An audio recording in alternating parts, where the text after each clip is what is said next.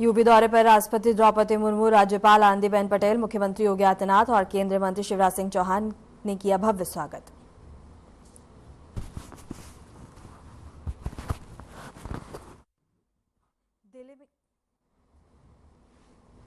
दिल्ली में केंद्रीय गृह मंत्री और सहकारिता मंत्री अमित शाह ने सभी राज्यों और केंद्र शासित प्रदेशों के सहकारिता मंत्रियों के साथ मंथन बैठक की अध्यक्षता की। अंतर्राष्ट्रीय सहकारिता वर्ष दिल्ली सरकार में मंत्री प्रवेश वर्मा ने अपने पिता और दिल्ली के पूर्व मुख्यमंत्री साहिब सिंह वर्मा की पुण्यतिथि पर पुष्पांजलि की अर्पित।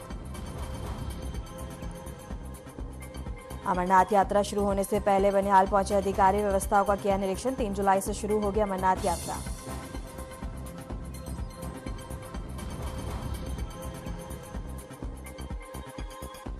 अगले 7 दिनों तक इन राज्यों में भारी बारिश, आईएमडी ने जारी किया अलर्ट।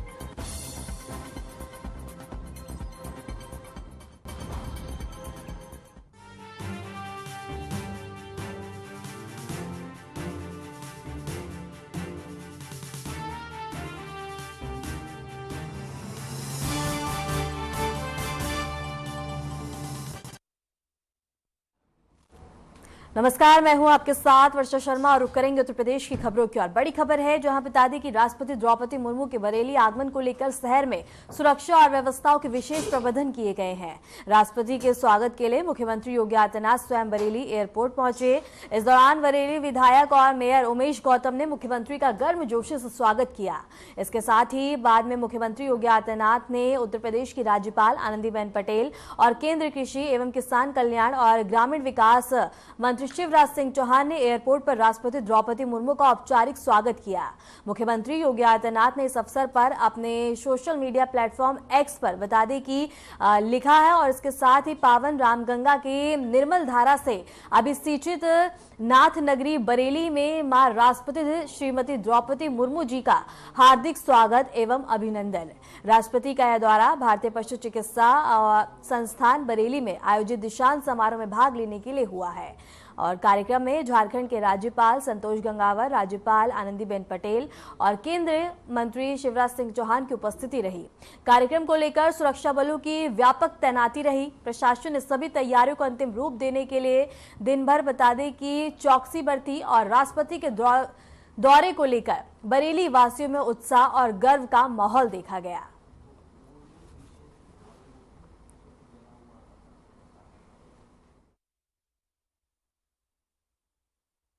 लेकिन आज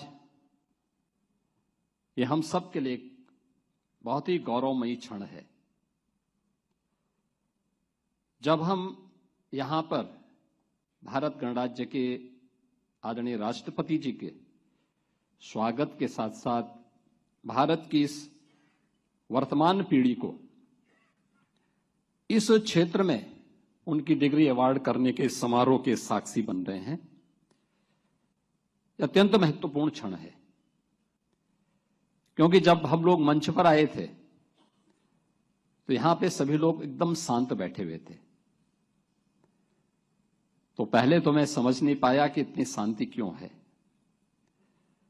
फिर मुझे लगा कि वास्तव में ये शांति होनी भी चाहिए क्योंकि एक मूक पशु की आवाज को आपके कार्यों के माध्यम से, आपके शोध के माध्यम से एक नया जीवन मिलता है और मिलता ही नहीं है।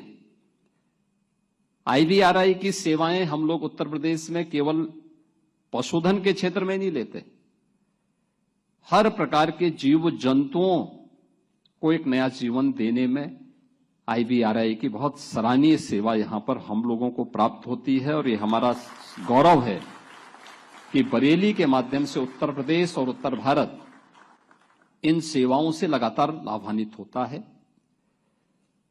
मैंने इन सेवाओं को बहुत नजदीक से देखा था वैश्विक महामारी के दौरान, जब कोविड-19 के खतरे सामने आए थे तो उस समय एक चैलेंज था क्योंकि कोविड-19 के प्रारंभिक समय में जांच एक चुनौती थी। IVRI आगे आया। यूनिवर्सिटियों में पढ़ने वाले सभी छात्र छात्राएं अपने अपने तरीके से अपने अपने विभागों में अच्छा काम कर रहे हैं, पढ़ रहे हैं। और ये है कि भाई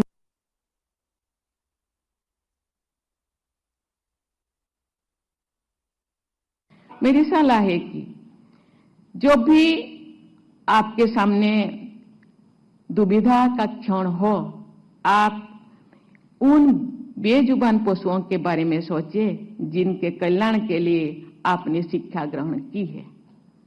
आपको सही मार्ग जरूर दिखाई देगा। मुझे बताया गया है कि पशु विज्ञान के विभिन्न क्षेत्रों में उद्यमिता और स्टार्टअप को बढ़ावा देने के लिए इस संस्थान में पशु विज्ञान इंक्यूबेटर कार्यरत है।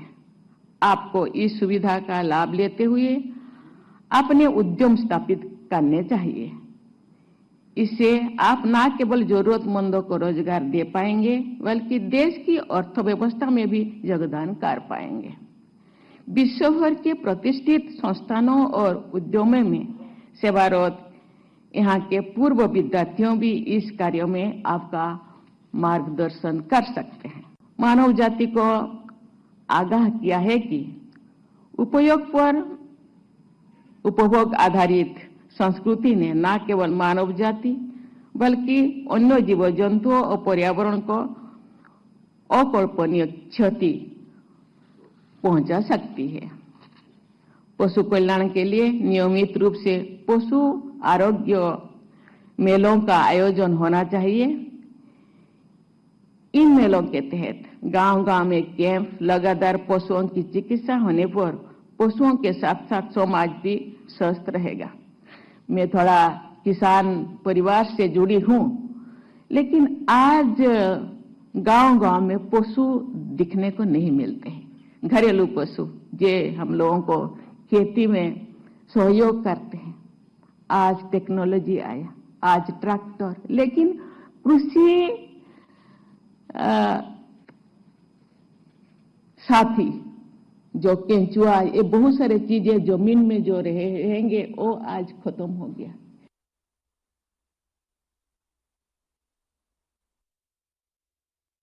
साथ ही बता दें कि राष्ट्रपति द्रौपदी मुर्मू आज बरेली पहुंची, जहां उनका भव्य तरीके से स्वागत किया गया। और इसके साथ ही बता दें कि उत्तर प्रदेश के मुख्यमंत्री योगी आदित्यनाथ, राज्यपाल आनंदीबेन पटेल और बता दें केंद्रीय कृषि मंत्री शिवराज सिंह चौहान ने उनका भव्य तरीके से स्वागत किया, जहां राष्ट्रपति द्रौपदी मुर्मू ने संबोधन भी किया और तमाम जानकारी साझा की। राष्ट्रपति द्रौपदी मुर्मू का बरेली में आगमन हुआ, जहां उनका भव्य तरीके से स्वागत किया गया। सुरक्षा के पुख्ता इंतजाम किए गए, जहां पुलिस बल को तैनात किया गया।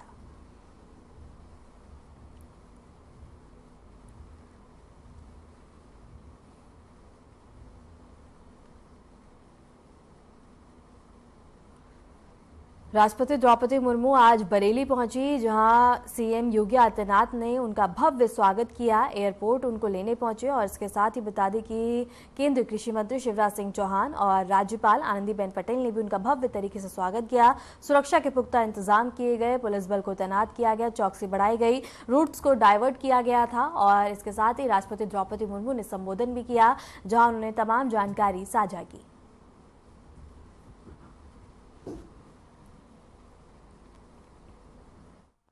यूनिवर्सिटियों में पढ़ने वाले सभी छात्र छात्राएं अपने अपने तरीके से अपने अपने विभागों में अच्छा काम कर रहे हैं, पढ़ रहे हैं। और ये है कि भाई श्रेष्ठ काम किया हो उसको गोल्ड मेडल, अलग अलग प्रकार के मेडल मिलना चाहिए। और इसी वजह से कभी कभी मैं कहती हूं कि पहला क्रम और दूसरे क्रम में कोई खास अंतर नहीं होता है, 1-2 अंक का ही अंतर होता है। और इसी वजह से जिसको भी अवार्ड न मिला हो उसको निराश नहीं होना चाहिए, उसको भी खुशहाली होनी चाहिए। मित्रों, ये सालों से परंपरा चलती आ रही है दीक्षांत समारोह की, और करना भी चाहिए। शुभकामनाएं, प्रेरणा, मार्गदर्शन और आगे आने वाले समय में हमें क्या करना चाहिए, ये पूरा मार्गदर्शन ऐसे समय में हम सब लोगों को, ऐसे वरिष्ठ लोगों से मिलता है। और यही काम हमारा सबका है। मित्रों, मैं आज इतना ही बताऊंगी कि उत्तर प्रदेश की जो यूनिवर्सिटियां है, जब मैं राज्यपाल का एक दायित्व निभा रही थी और इधर आई, तब मैं माननीय प्रधानमंत्री जी को मिलने के लिए गई कि मैं क्या करना चाहिए, क्योंकि एक और एक कहा जाता है कि भाई वो तो पोस्ट ऐसी है कि आप कुछ नहीं कर सकते हो। और मैं तो गुजरात में 30 साल काम करके आई। तो प्रधानमंत्री जी ने अपनी चिंता व्यक्त की, और ये चिंता ये थी कि देखिए भारत भर में हमारी कोई यूनिवर्सिटी 1000 में भी नहीं है, 500 में भी नहीं है।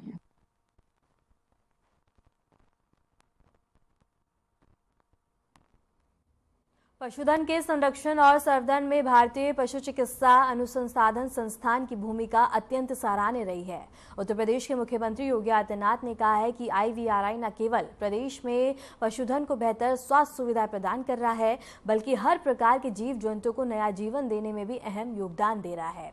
इसके साथ ही IVR के वैज्ञानिकों और पशु चिकित्सकों की टीम लगातार सेवा कार्यों में जुटी है, जिससे राज्य में पशुधन की गुणवत्ता और उत्पादकता में सुधार हो रहा है। IVRI की सेवाएं हम लोग उत्तर प्रदेश में केवल पशुधन के क्षेत्र में नहीं लेते, हर प्रकार के जीव जंतुओं को एक नया जीवन देने में IVRI की बहुत सराहनीय सेवा यहां पर हम लोगों को प्राप्त होती है। और ये हमारा गौरव है कि बरेली के माध्यम से उत्तर प्रदेश और उत्तर भारत इन सेवाओं से लगातार लाभान्वित होता है। मैंने इन सेवाओं को बहुत नजदीक से देखा था वैश्विक महामारी के दौरान, जब कोविड-19 के खतरे सामने आए थे। तो उस समय एक चैलेंज था, क्योंकि कोविड-19 के प्रारंभिक समय में जांच एक चुनौती थी। IVRI आगे आया और एक नोडल केंद्र के रूप में इसने कोविड-19 की जांच में उत्तर प्रदेश सरकार को अपना सहयोग दिया। उत्तर प्रदेश के मुख्यमंत्री योगी आदित्यनाथ ने अपने सरकारी आवास पर महत्वाकांक्षी जिला कार्यक्रम और आकांक्षात्मक विकासखंड कार्यक्रम की प्रगति की समीक्षा बैठक की। इस दौरान मुख्यमंत्री ने अधिकारियों को निर्देश दिए कि इन कार्यक्रमों के तहत चिन्हित जिलों और विकास खंडों में तेजी से विकास कार्यों को अमल पे लाया जाए, ताकि वहां रहने वाले लोगों को बुनियादी सुविधाओं का पूरा लाभ मिल सके। बैठक में वरिष्ठ प्रशासनिक अधिकारी और जिला अधिकारी और संबंधित विभागों के प्रमुख भी मौजूद रहे। लखनऊ से खबर है, जहां CM योगी आदित्यनाथ ने समीक्षा बैठक की और इसके साथ ही जिलों पे फोकस करने को लेकर तमाम जरूरी दिशा निर्देश दिए गए। योगी सरकार का बता दें कि फोकस अब लगातार विकास पे देखने को मिल रहा है, जिसके तहत बता दें कि बैठक का आयोजन किया गया, जिसकी अध्यक्षता उत्तर प्रदेश के मुख्यमंत्री योगी आदित्यनाथ ने की।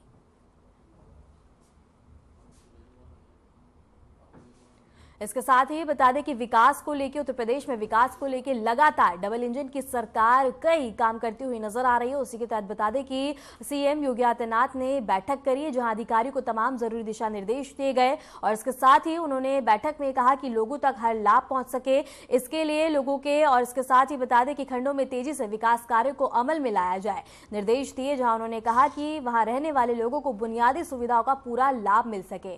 बैठक में वरिष्ठ प्रशासनिक अधिकारी और जिलाधिकारी और संबंधित विभागों के प्रमुख भी मौजूद रहे।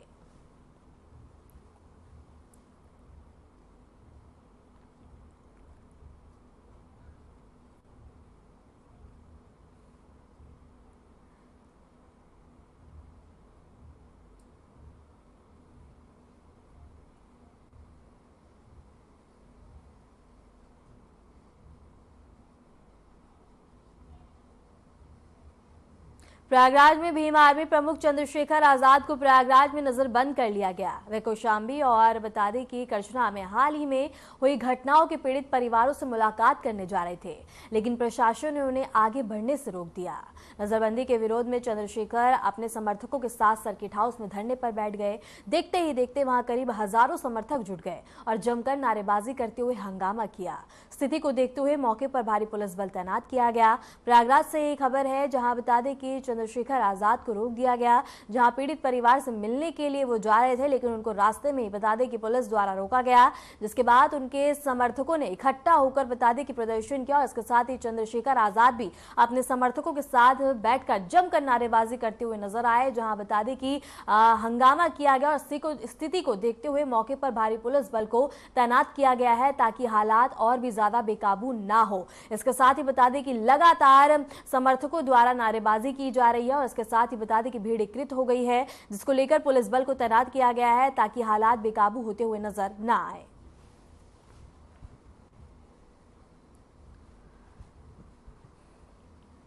प्रयागराज से ये खबर है, जहां चंद्रशेखर आजाद को बता दें कि पीड़ित परिवार से मिलने नहीं दिया गया और इसके साथ ही बता दें कि जब वो रवाना हुए उसके बाद पुलिस बल द्वारा उनको बीच रास्ते में ही रोक दिया गया, उनके काफिले को रोका गया, जिसके बाद बता दें कि चंद्रशेखर आजाद ने नारेबाजी और इसके साथ ही बता दें कि धरने पर बैठ गए और समर्थक इकट्ठे हुए, जहां इकट्ठा होने के बाद हंगामा किया गया और जमकर नारेबाजी की गई। इसके साथ ही स्थिति को देखते हुए मौके पर भारी पुलिस बल को तैनात किया गया ताकि हालात और भी ज्यादा बेकाबू ना हो जाए। इसके साथ ही बता दें कि चंद्रशेखर आजाद पीड़ित परिवार से मिलने जा रहे थे, मुलाकात करने जा रहे थे, उनका हालचाल जानने जा रहे थे, लेकिन पुलिस बल द्वारा उनको बीच रास्ते में ही रोक दिया गया, जिसके बाद चंद्रशेखर आजाद नाराज हो गए और इसके साथ ही उन्होंने वहीं बैठकर बता दें कि धरना प्रदर्शन करना शुरू कर दिया और इसके साथ ही बता दें कि समर्थक भी इकट्ठा हुए और इसके साथ ही जमकर हंगामा किया गया और नारेबाजी की गई, जिसके बाद बता दें कि पुलिस बल तैनात किया गया ताकि स्थिति और भी ज्यादा बेकाबू ना हो जाए।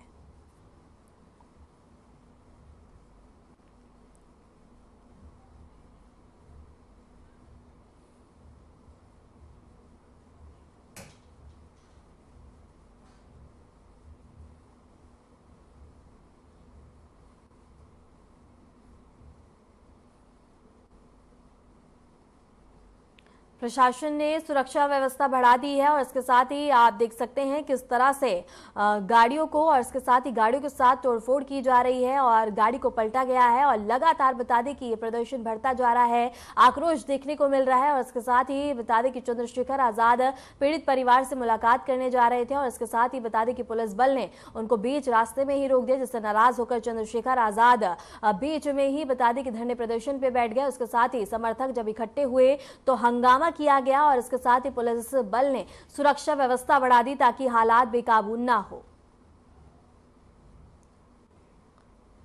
लखनऊ से बड़ी खबर है, जहां बीजेपी प्रवक्ता राकेश त्रिपाठी का सपा पर हमला देखने को मिला है और इसके साथ ही मेजबानी तुष्टीकरण के लिए काम हो रहा है। राकेश ने बड़ा बयान दिया अखिलेश यादव ने कि बाबा बागेश्वर पर टिप्पणी, जिसके बाद बता दें कि अब और बाबा बागेश्वर पर निशाना साधा गया। मेजबानी तुष्टीकरण का बहाना सनातन को अपमानित कर बता दें कि गोलबंदी करते हैं। इसके साथ ही बड़ी खबर है, राकेश त्रिपाठी बीजेपी प्रवक्ता ने बड़ा बयान दिया, जहां बता दें कि और इसके साथ ही बड़ी खबर है, जहां बता दें कि राकेश त्रिपाठी ने बयान दिया, उसके साथ ही अखिलेश यादव ने और बाबा बागेश्वर पर निशाना साधा और इसके साथ ही तुष्टीकरण का बहाना दिया, सनातन को अपमानित करने का काम करते हैं। सबकी बड़ी खबर है, जहां बीजेपी प्रवक्ता राकेश त्रिपाठी ने सपा पर हमला किया और इसके साथ ही बता दें कि हमला करते हुए और इसके साथ ही इस वक्त की बड़ी खबर है, जहां बीजेपी प्रवक्ता राकेश त्रिपाठी ने सपा पर हमला किया और इसके साथ ही कहा कि सनातन को अपमानित करने का काम करते हैं। सपा पर हमला बोलते हुए उन्होंने कहा कि सपा हमेशा से ही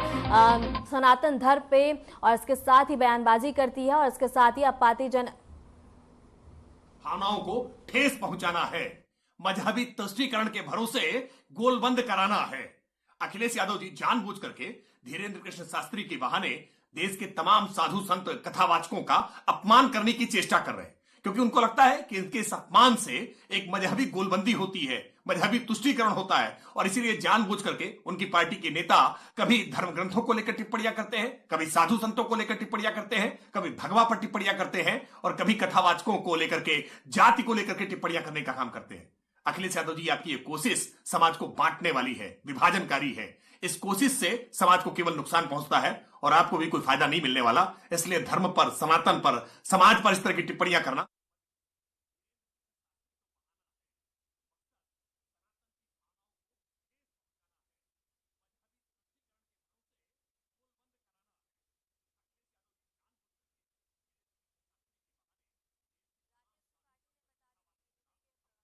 जहां उन्होंने सपा पर हमला बोला। इसके साथ ही उन्होंने कहा कि अपने बयान सोच समझ कर दीजिए और इसके साथ ही उन्होंने सपा पर हमला बोलते हुए कहा कि अखिलेश यादव लगातार सनातन धर्म पे अपमानजनक टिप्पणियां करते हुए नजर आते हैं। और इसके साथ ही बता दें कि बागेश्वर बाबा पे निशाना साधते हुए और इसके साथ ही बता दें कि अखिलेश यादव ने बागेश्वर बाबा पे निशाना साधा था, जहां टिप्पणी की गई। उसके बाद बीजेपी प्रवक्ता राकेश त्रिपाठी ने सपा पर हमला बोला। इसके साथ ही उन्होंने कहा कि सपा लगातार तुष्टीकरण की राजनीति और इसके साथ ही सनातन धर्म को अपमानित करती हुई नजर आती है।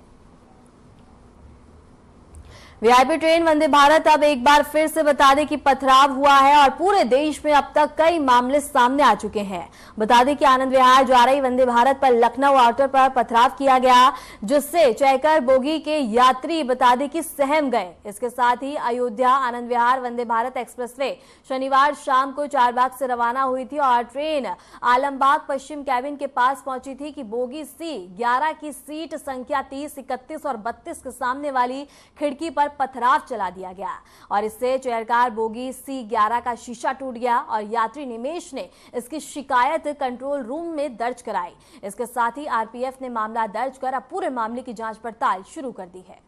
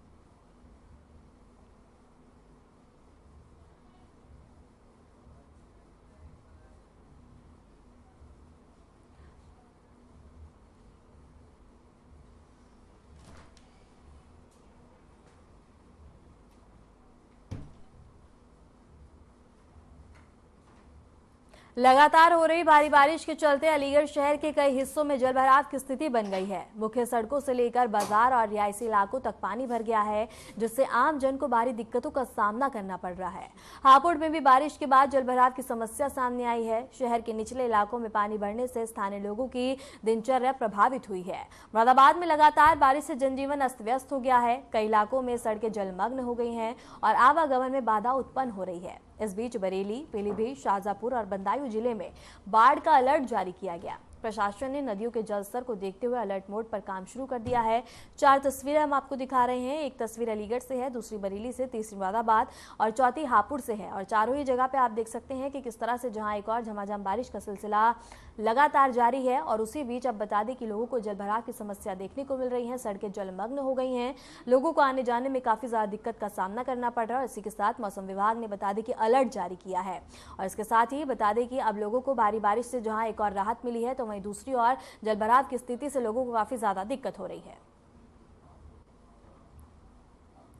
खबर अमरोहा से है, जहां ऑनलाइन नौकरी के नाम पर ठगी करने वालों का पुलिस ने भांडाफोड़ किया है। बता दें कि shine.com नौकरी की फर्जी वेबसाइट देश भर में साइबर ठग करती है और पुलिस ने 3 आरोपियों के पास से 10 मोबाइल, 11 सिम बरामद कर जेल भेज दिया है।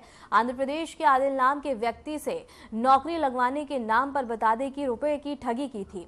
वहीं जब बता दें कि सीकर का डाटा जुटाकर कॉल सेंटर, सटाइट और इसके साथ ही ठगी करते थे और बता दें कि देश भर के कई थानों में आरोपियों साइबर ठगी के मुकदमे दर्ज हैं और अमरोहा के ही साइबर ठग नुकुल अंकुर योगेंद्र रहने वाले हैं और पुलिस ने आरोपी को गिरफ्तार कर जेल भेज दिया है। वहीं इस मामले में पुलिस अधीक्षक अमित कुमार आनंद ने खुलासा किया है।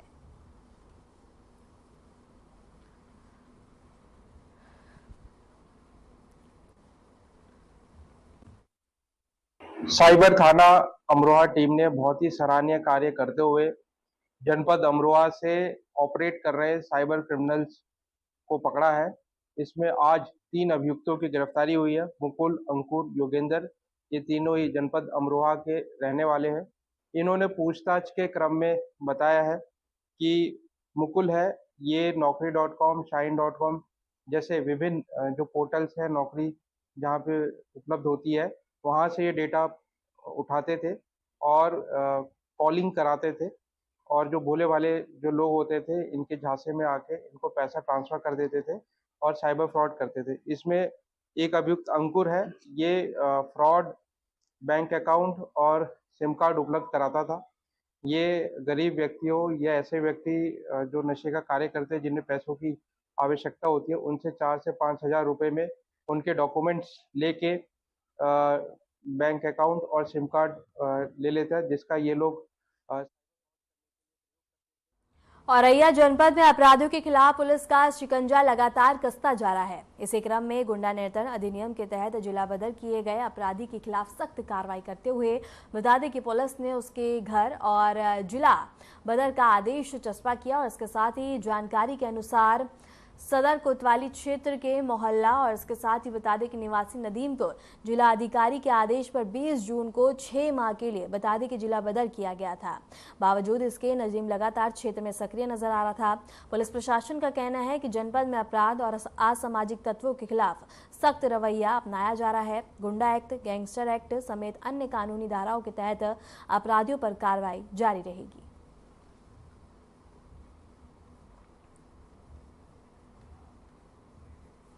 फिलहाल के लिए खबरों में इतना ही और ऐसे ही देश और दुनिया की तमाम खबरों को जानने के लिए बने रहें हमारे साथ।